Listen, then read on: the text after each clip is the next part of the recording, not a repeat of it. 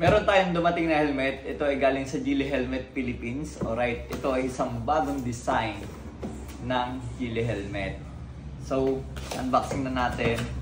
Pag bumili kayo ng Geely Helmet, meron agad diyang kasama na iridium lens. Ito.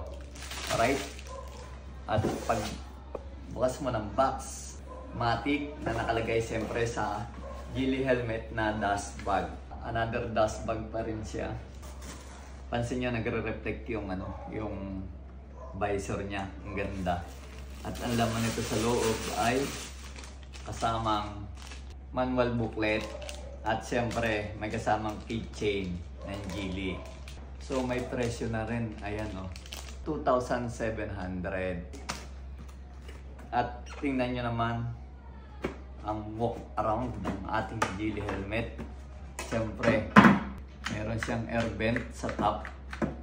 Ito rin. Tapos, sa chin, meron din. Kagandahan, dalawang visor, diba? Pag hindi ito clear, iridium. Ang tingin ko kasi dito, hindi ito clear, parang iridium na Alright? Ayan. At siyempre, eyeglass ready.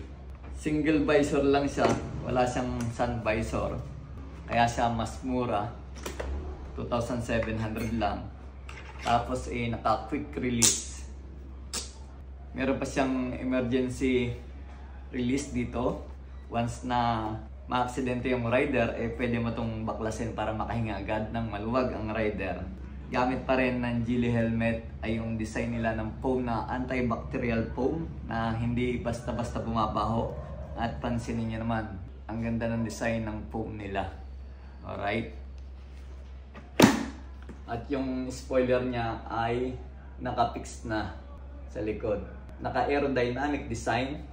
At mapapansin niyo dito sa likod, nandito yung mga certificate product safety ng mga DOT at siyempre yung naka-embossed na Geely helmet na sticker. Alright? Sa mga gusto mag-avail, meron na to sa Shopee, TikTok, at saka sa Facebook page nila. Madaming store ang Geely helmet nationwide. Alright, ride safe everyone. Gagamitin natin ang ating bagong Carena Gray. Carena ang model na to. Tapos gray color. May mga iba't ibang klaseng design ito at saka sizes depende sa laki ng inyong ulo.